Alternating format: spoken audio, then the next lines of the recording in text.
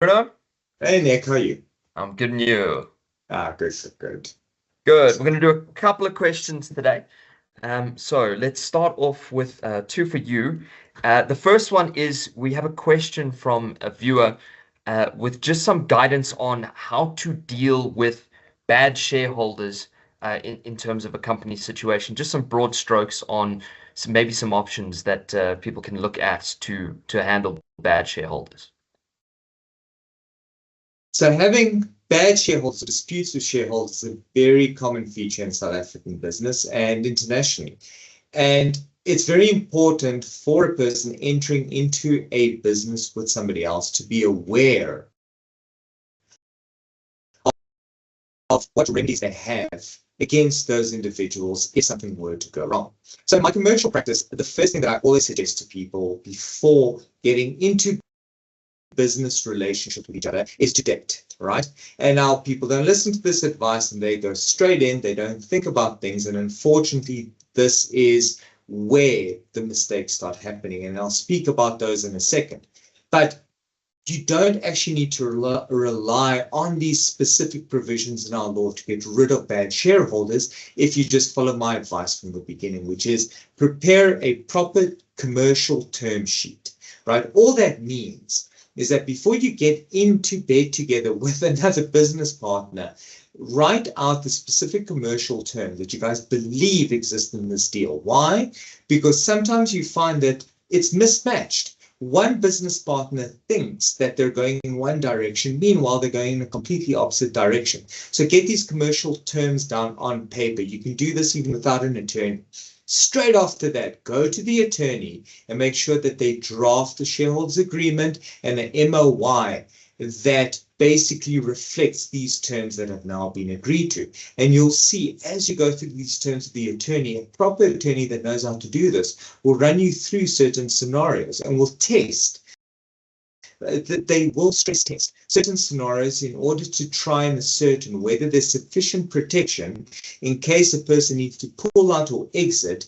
Is there something that they can do to pull out and exit? And is there a quantification of an amount, for example, for the payment of the shares or a return of a contribution or whatever the case is? All of this can be managed in these agreements without having to rely on the legislation. But if you don't listen to me and you go ahead anyway and you take 50% shareholding in a company and you don't have any special MOI, you take the one straight from CIPC, no shareholders agreement, nothing in writing.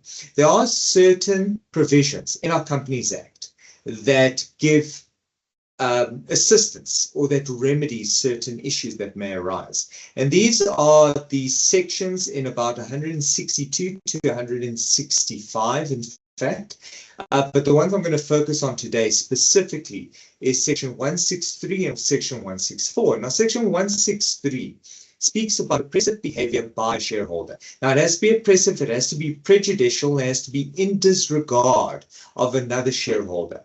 And whether the shareholder is a director or a shareholder, if they treat their fellow shareholder, their business partner, in such a manner that falls within the scope of this particular section, there are ways to request the court for assistance to force them out of the business, especially when you don't have any other provisions that force an exit. This is one way of being able to approach the court to force an exit out of the business with respect to a shareholder that is being oppressive, prejudicial, disregarding the interests of the other shareholder. Now, this has a very broad meaning. And unfortunately, it's not a question of, well, he disagreed with me, he's being oppressive.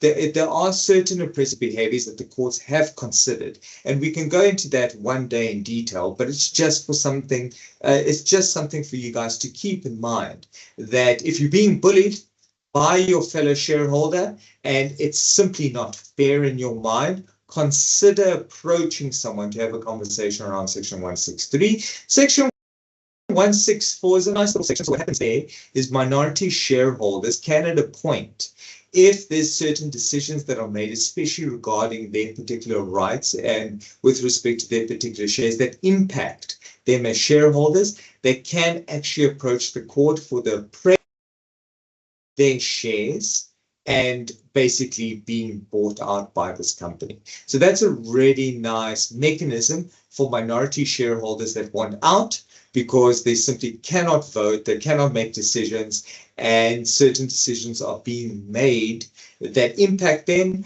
Also something worth considering. So yeah, those are two sections in the legislation for those of you that are in bad businesses and might need to explore some options. Great, thank you. And